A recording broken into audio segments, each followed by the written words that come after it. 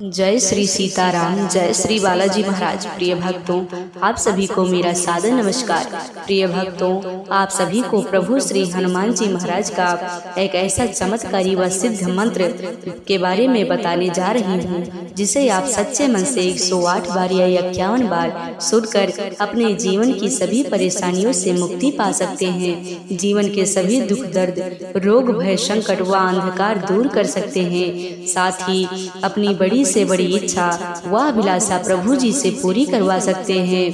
प्रिय भक्तों, धर्म ग्रंथों के अनुसार बताया गया है कि कोई भक्त प्रभु जी को स्त्री हो या पुरुष इस महाशक्तिशाली मंत्र का या किसी भी एक मंत्र अथवा चौपाई का निरंतर 108 बार जाप करता है या फिर सच्चे मन से प्रभु जी का ध्यान करते हुए पूरा सुन भी लेता है, तो उसे तुरंत ही चमत्कार देखने को मिलता है। कुछ ही समय में उसे प्रभाव दिखने लगता है। उसकी बड़ी से बड़ी इच्छा व मनोकामना पूरी हो जाती है। प्रिय भक्तों, इस महाशक्तिशाली मंत्र के प्रभाव से भक्तों का विवेक जागृत होता है, रोगों का शमन होता है, ज्ञान दृष्टि का विकास होता है और शत्रुओं का शमन होता है। साथ ही जीवन की सभी प्रकार के रोग भय, संकट व अंधकार मिट जाता है। साथ ही बड़ी से बड़ी इच्छा व अभिलाषा भी पूरी हो जाती है।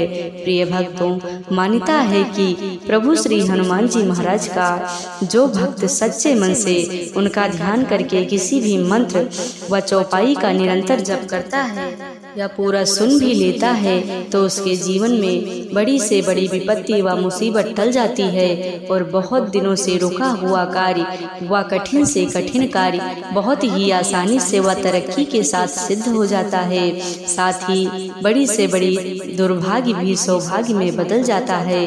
प्रिय भक्तों, आइए इस महाशक्तिशाली मंत्र को सुनते हैं। यदि आपके पास समय है तो सुबह उठकर प्रभु श्री हनुमान चालीसा का पाठ करें, जिससे आपको तुरंत ही प्रभाव दिखने लगेगा। प्रभु श्री हनुमान जी महाराज की असीम कृपा बनी रहेगी। प्रिय भक्तों, इस मंत्र को पूरा सुनने से पहले आप सभी भक्तों से निवेदन है, यदि आप चैनल पर नए हैं तो चैनल को सब्सक्राइब करके कमेंट में जय श्री राम, जय बालाजी महाराज लिखकर अपनी हाजिरी जरूर लगा दें। प्रिय भक्तों, यह महाशक्तिशाली व सिद्ध मंत्र पूरा सुनने का प्रयास करें। ये सिद्ध मंत्र है। ओम नमो हनुमते रुद्रावताराय आध्यात्मकाधिदेविकाधि भौतिकतापत्रय निवारणाय रामदूताय स्वाहा। ओम नमो हनुमते रुद्रावताराय आध्यात्मकाधिदेविकाधि भौतिकतापत्रय निवारणाय रामदूताय स्वाहा। ओम नमो हनुमते रुद्रावताराय आध्यात्मकाधिदेविकाधि भौतिकतापत्रय निवारणाय रामदूताय स्वाहा। ओम नमो हनुमते रुद्रावताराय आध्यात्मकाधिदेविकाधि भौतिकतापत्रय निवारणाय रामदूताय स्वाहा। ओम नमो हनुमते रुद्रावताराय आध्यात्मकाधिदेविकाधि भौतिकतापत्रय निवारणाय रामदूताय स्वाहा। ओम नमो हनुमते रुद्रावताराय आध्यात्मकाधिदेविकाधि भौतिकतापत्रय निवारणाय रामदूताय स्वाहा। ओम नमो हनुमते रुद्रावताराय आध्यात्मकाधिदेविकाधि भौतिकतापत्रय निवारणाय रामदूताय स्वाहा। ओम नमो हनुमते रुद्रावताराय आध्यात्मकाधिदेविकाधि भौतिकतापत्रय निवारणाय रामदूताय स्वाहा। ओम नमो हनुमते रुद्रावताराय आध्यात्मकाधिदेविकाधि भौतिकतापत्रय निवारणाय रामदूताय स्वाहा। ओम नमो हनुमते रुद्रावताराय आध्यात्मकाधिदेविकाधि भौतिकतापत्रय निवारणाय रामदूताय स्वाहा। ओम नमो हनुमते रुद्रावताराय आध्यात्मकाधिदेविकाधि भौतिकतापत्रय निवारणाय रामदूताय स्वाहा। ओम नमो हनुमते रुद्रावताराय आध्यात्मकाधिदेविकाधि भौतिकतापत्रय निवारणाय रामदूताय रामदूताय स्वाहा।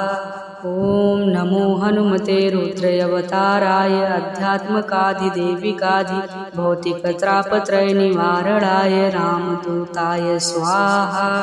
ओम नमो हनुमते रुद्रावताराय अध्यात्मकाधिदेविकाधि भौतिकत्रापत्रय निवारणाय रामदूताय स्वाहा।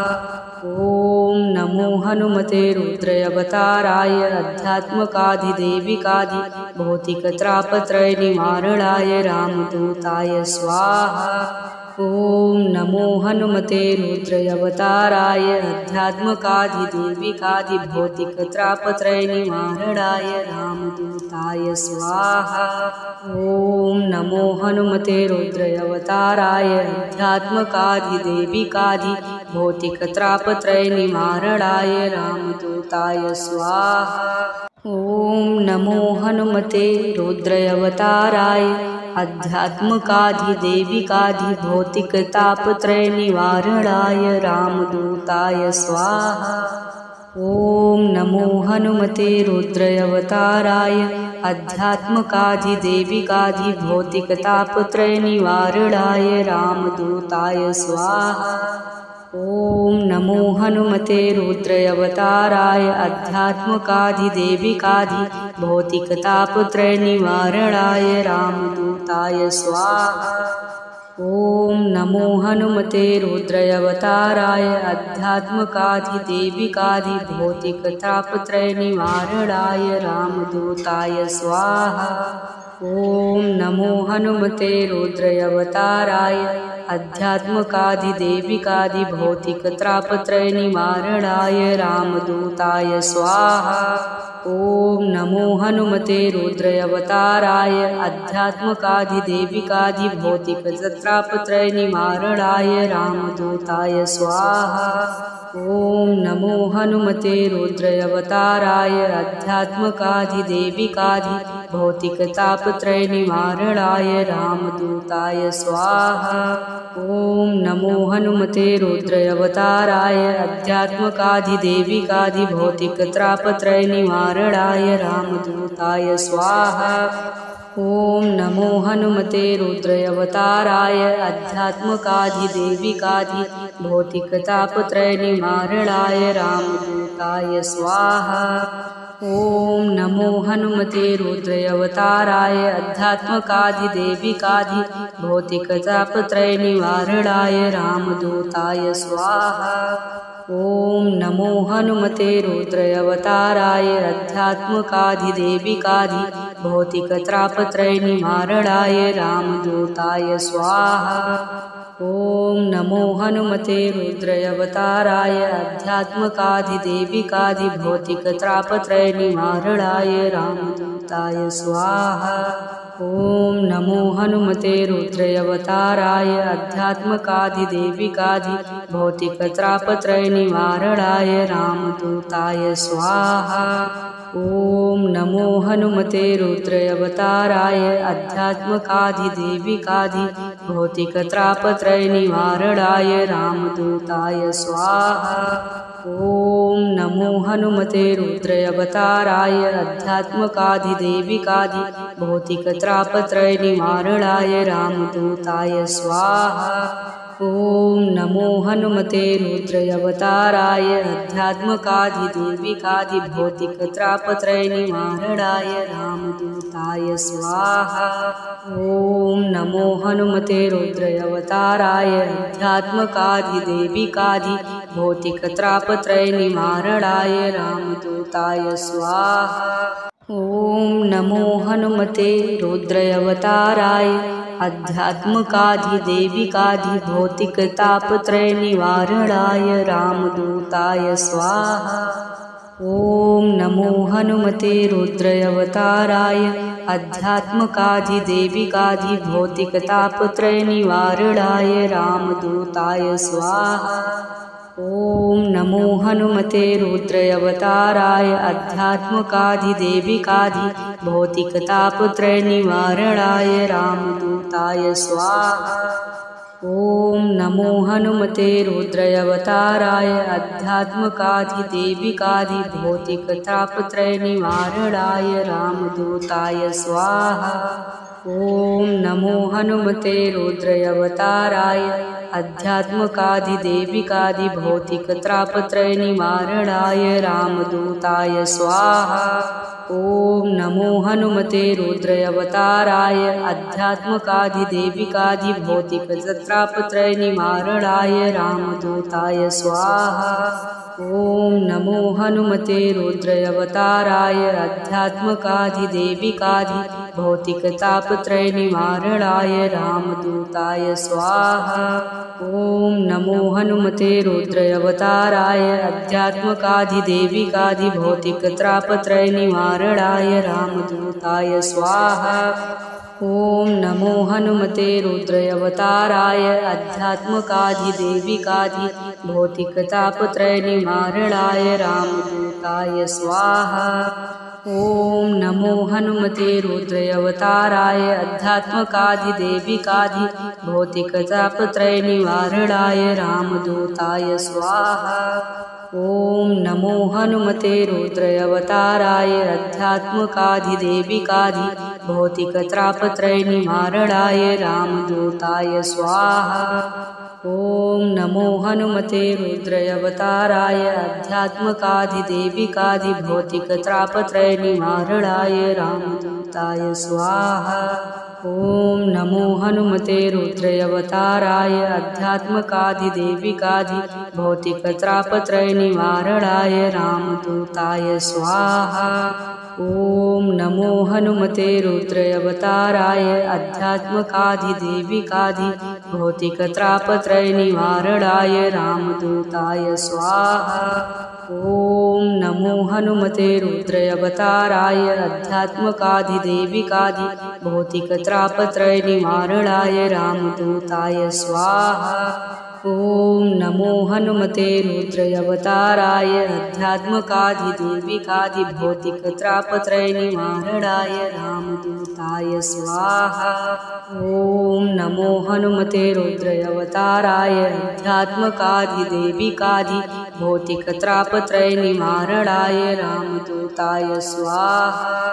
ॐ नमो हनुमते रुद्रावताराय आध्यात्मकाधिदेविकाधिभौतिकतापत्रयनिवारणाय रामदूताय स्वाहा। ॐ नमो हनुमते रुद्रावताराय आध्यात्मकाधिदेविकाधिभौतिकतापत्रयनिवारणाय रामदूताय स्वाहा।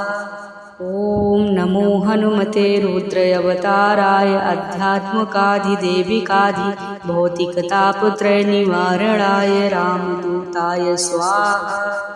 ॐ नमो हनुमते रुद्रावताराय आध्यात्मकाधिदेविकाधिभौतिकतापत्रयनिवारणाय रामदूताय स्वाहा। ॐ नमो हनुमते रुद्रावताराय आध्यात्मकाधिदेविकाधिभौतिकतापत्रयनिवारणाय रामदूताय स्वाहा। ॐ नमो हनुमते रुद्रावताराय आध्यात्मकाधिदेविकाधिभौतिकतापत्रयनिवारणाय रामदूताय स्वाहा। ॐ नमो हनुमते रुद्रावताराय आध्यात्मकाधिदेविकाधिभौतिकतापत्रयनिवारणाय रामदूताय स्वाहा। ॐ नमो हनुमते रुद्रावताराय आध्यात्मकाधिदेविकाधिभौतिकतापत्रयनिवारणाय रामदूताय स्वाहा। ॐ नमो हनुमते रुद्रावताराय आध्यात्मकाधिदेविकाधिभौतिकतापत्रयनिवारणाय रामदूताय स्वाहा। ॐ नमो हनुमते रुद्रावताराय आध्यात्मकाधिदेविकाधिभौतिकतापत्रयनिवारणाय रामदूताय स्वाहा। ॐ नमो हनुमते रुद्रावताराय आध्यात्मकाधिदेविकाधिभौतिकतापत्रयनिवारणाय रामदूताय स्वाहा। ॐ नमो हनुमते रुद्रावताराय आध्यात्मकाधिदेविकाधिभौतिकतापत्रयनिवारणाय रामदूताय स्वाहा। ॐ नमो हनुमते रुद्रावताराय आध्यात्मकाधिदेविकाधि भौतिकत्रापत्रयनिवारणाय रामदूताय स्वाहा। ॐ नमो हनुमते रुद्रावताराय आध्यात्मकाधिदेविकाधि भौतिकत्रापत्रयनिवारणाय रामदूताय स्वाहा। ॐ नमो हनुमते रुद्रावताराय आध्यात्मकाधिदेविकाधि भौतिकत्रापत्रयनिवारणाय रामदूताय स्वाहा। ॐ नमो हनुमते रुद्रावताराय आध्यात्मकाधिदेविकाधि भौतिकत्रापत्रयनिवारणाय रामदूताय स्वाहा। ॐ नमो हनुमते रुद्रावताराय आध्यात्मकाधिदेविकाधि भौतिकत्रापत्रयनिवारणाय रामदूताय स्वाहा। ॐ नमो हनुमते रुद्रावताराय आध्यात्मकाधिदेविकाधि भौतिकतापत्रयनिवारणाय रामदूताय स्वाहा। ॐ नमो हनुमते रुद्रावताराय आध्यात्मकाधिदेविकाधि भौतिकतापत्रयनिवारणाय रामदूताय स्वाहा। ॐ नमो हनुमते रुद्रावताराय आध्यात्मकाधिदेविकाधि भौतिकतापत्रयनिवारणाय रामदूताय स्वाहा। ॐ नमो हनुमते रुद्रावताराय आध्यात्मकाधिदेविकाधि भौतिकतापत्रयनिवारणाय रामदूताय स्वाहा। ॐ नमो हनुमते रुद्रावताराय आध्यात्मकाधिदेविकाधि भौतिकत्रापत्रयनिवारणाय रामदूताय स्वाहा। ॐ नमो हनुमते रुद्रावताराय आध्यात्मकाधिदेविकाधि भौतिकत्रापत्रयनिवारणाय रामदूताय स्वाहा। ॐ नमो हनुमते रुद्रावताराय आध्यात्मकाधिदेविकाधि भौतिकतापत्रयनिवारणाय रामदूताय स्वाहा। ॐ नमो हनुमते रुद्रावताराय आध्यात्मकाधिदेविकाधि भौतिकत्रापत्रयनिवारणाय रामदूताय स्वाहा। ॐ नमो हनुमते रुद्रावताराय आध्यात्मकाधिदेविकाधि भौतिकतापत्रयनिवारणाय रामदूताय स्वाहा।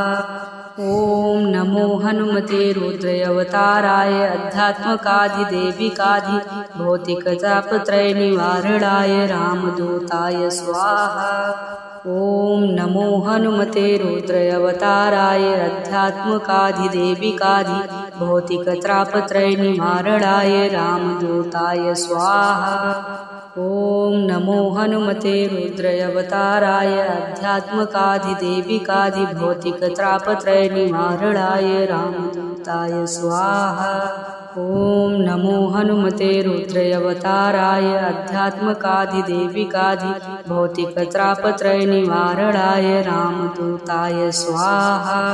ॐ नमो हनुमते रुद्रावताराय आध्यात्मकाधिदेविकाधि भौतिकत्रापत्रयनिवारणाय रामदूताय स्वाहा। ॐ नमो हनुमते रुद्रावताराय आध्यात्मकाधिदेविकाधि भौतिकत्रापत्रयनिवारणाय रामदूताय स्वाहा। ॐ नमो हनुमते रुद्रावताराय आध्यात्मकाधिदेविकाधि भौतिकत्रापत्रयनिवारणाय रामदूताय स्वाहा। ॐ नमो हनुमते रुद्रावताराय आध्यात्मकाधिदेविकाधि भौतिकत्रापत्रयनिवारणाय रामदूताय स्वाहा। ॐ नमो हनुमते रुद्रावताराय आध्यात्मकाधिदेविकाधि भौतिकतापत्रयनिवारणाय रामदूताय स्वाहा। ॐ नमो हनुमते रुद्रावताराय आध्यात्मकाधिदेविकाधि भौतिकतापत्रयनिवारणाय रामदूताय स्वाहा। ॐ नमो हनुमते रुद्रावताराय आध्यात्मकाधिदेविकाधि भौतिकतापत्रयनिवारणाय रामदूताय स्वाहा। ॐ नमो हनुमते रुद्रावताराय आध्यात्मकाधिदेविकाधिभौतिकतापत्रयनिवारणाय रामदूताय स्वाहा। ॐ नमो हनुमते रुद्रावताराय आध्यात्मकाधिदेविकाधिभौतिकतापत्रयनिवारणाय रामदूताय स्वाहा। ॐ नमो हनुमते रुद्रावताराय आध्यात्मकाधिदेविकाधिभौतिकतापत्रयनिवारणाय रामदूताय स्वाहा। ॐ नमो हनुमते रुद्रावताराय आध्यात्मकाधिदेविकाधिभौतिकतापत्रयनिवारणाय रामदूताय स्वाहा। ॐ नमो हनुमते रुद्रावताराय आध्यात्मकाधिदेविकाधिभौतिकतापत्रयनिवारणाय रामदूताय स्वाहा। ॐ नमो हनुमते रुद्रावताराय आध्यात्मकाधिदेविकाधिभौतिकतापत्रयनिवारणाय रामदूताय स्वाहा। ॐ नमो हनुमते रुद्रावताराय आध्यात्मकाधिदेविकाधिभौतिकतापत्रयनिवारणाय रामदूताय स्वाहा। ॐ नमो हनुमते रुद्रावताराय आध्यात्मकाधिदेविकाधिभौतिकतापत्रयनिवारणाय रामदूताय स्वाहा। ॐ नमो हनुमते रुद्रावताराय आध्यात्मकाधिदेविकाधिभौतिकतापत्रयनिवारणाय रामदूताय स्वाहा। ॐ नमो हनुमते रुद्रावताराय आध्यात्मकाधिदेविकाधिभौतिकतापत्रयनिवारणाय रामदूताय स्वाहा। ॐ नमो हनुमते रुद्रावताराय आध्यात्मकाधिदेविकाधिभौतिकतापत्रयनिवारणाय रामदूताय स्वाहा। ॐ नमो हनुमते रुद्रावताराय आध्यात्मकाधिदेविकाधिभौतिकतापत्रयनिवारणाय रामदूताय स्वाहा। ॐ नमो हनुमते रुद्रावताराय आध्यात्मकाधिदेविकाधिभौतिकतापत्रयनिवारणाय रामदूताय स्वाहा। ॐ नमो हनुमते रुद्रावताराय आध्यात्मकाधिदेविकाधिभौतिकतापत्रयनिवारणाय रामदूताय स्वाहा। ॐ नमो हनुमते रुद्रावताराय आध्यात्मकाधिदेविकाधिभौतिकतापत्रयनिवारणाय रामदूताय स्वाहा। ॐ नमो हनुमते रुद्रावताराय आध्यात्मकाधिदेविकाधिभौतिकतापत्रयनिवारणाय रामदूताय स्वाहा। ॐ नमो हनुमते रुद्रावताराय आध्यात्मकाधिदेविकाधिभौतिकतापत्रयनिवारणाय रामदूताय स्वाहा। ॐ नमो हनुमते रुद्रावताराय आध्यात्मकाधिदेविकाधिभौतिकतापत्रयनिवारणाय रामदूताय स्वाहा। ॐ नमो हनुमते रुद्रावताराय आध्यात्मकाधिदेविकाधिभौतिकतापत्रयनिवारणाय रामदूताय स्वाहा। ॐ नमो हनुमते रुद्रावताराय आध्यात्मकाधिदेविकाधिभौतिकतापत्रयनिवारणाय रामदूताय स्वाहा। ॐ नमो हनुमते रुद्रावताराय आध्यात्मकाधिदेविकाधिभौतिकतापत्रयनिवारणाय रामदूताय स्वाहा। ॐ नमो हनुमते रुद्रावताराय आध्यात्मकाधिदेविकाधिभौतिकतापत्रयनिवारणाय रामदूताय स्वाहा। ॐ नमो हनुमते रुद्रावताराय आध्यात्मकाधिदेविकाधिभौतिकतापत्रयनिवारणाय रामदूताय स्वाहा। ॐ नमो हनुमते रुद्रावताराय आध्यात्मकाधिदेविकाधिभौतिकतापत्रयनिवारणाय रामदूताय स्वाहा। ॐ नमो हनुमते रुद्रावताराय आध्यात्मकाधिदेविकाधिभौतिकतापत्रयनिवारणाय रामदूताय स्वाहा। ॐ नमो हनुमते रुद्रावताराय आध्यात्मकाधिदेविकाधिभौतिकतापत्रयनिवारणाय रामदूताय स्वाहा। ॐ नमो हनुमते रुद्रावताराय अध्यात्मकाधिदेविकाधि भौतिकत्रापत्रयनिवारणाय रामदूताय स्वाहा। ॐ नमो हनुमते रुद्रावताराय अध्यात्मकाधिदेविकाधि भौतिकत्रापत्रयनिवारणाय रामदूताय स्वाहा। ॐ नमो हनुमते रुद्रावताराय अध्यात्मकाधिदेविकाधि भौतिकत्रापत्रयनिवारणाय रामदूताय स्वाहा। ॐ नमो हनुमते रुद्रावताराय अध्यात्मकाधिदेविकाधि भौतिकत्रापत्रयनिवारणाय रामदूताय स्वाहा। ॐ नमो हनुमते रुद्रावताराय अध्यात्मकाधिदेविकाधि भौतिकत्रापत्रयनिवारणाय रामदूताय स्वाहा। ॐ नमो हनुमते रुद्रावताराय अध्यात्मकाधिदेविकाधि भौतिकतापत्रयनिवारणाय रामदूताय स्वाहा। ॐ नमो हनुमते रुद्रावताराय अध्यात्मकाधिदेविकाधि भौतिकतापत्रयनिवारणाय रामदूताय स्वाहा। ॐ नमो हनुमते रुद्रावताराय अध्यात्मकाधिदेविकाधि भौतिकतापत्रयनिवारणाय रामदूताय स्वाहा। ॐ नमो हनुमते रुद्रावताराय अध्यात्मकाधिदेविकाधि भौतिकतापत्रयनिवारणाय रामदूताय स्वाहा। ॐ नमो हनुमते रुद्रावताराय अध्यात्मकाधिदेविकाधि भौतिकत्रापत्रयनिवारणाय रामदूताय स्वाहा। ॐ नमो हनुमते रुद्रावताराय अध्यात्मकाधिदेविकाधि भौतिकत्रापत्रयनिवारणाय रामदूताय स्वाहा। ॐ नमो हनुमते रुद्रावताराय अध्यात्मकाधिदेविकाधि भौतिकतापत्रयनिवारणाय रामदूताय स्वाहा। ॐ नमो हनुमते रुद्रावताराय अध्यात्मकाधिदेविकाधि भौतिकत्रापत्रयनिवारणाय रामदूताय स्वाहा।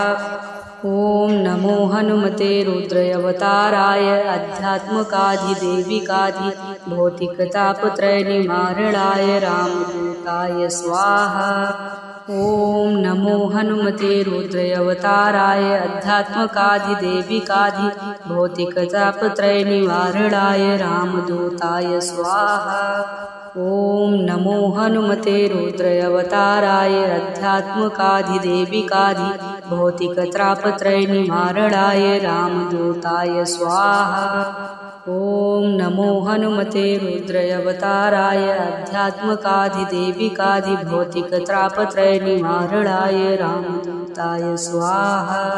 ॐ नमो हनुमते रुद्रावताराय अध्यात्मकाधिदेविकाधि भौतिकत्रापत्रयनिवारणाय रामदूताय स्वाहा। ॐ नमो हनुमते रुद्रावताराय अध्यात्मकाधिदेविकाधि भौतिकत्रापत्रयनिवारणाय रामदूताय स्वाहा।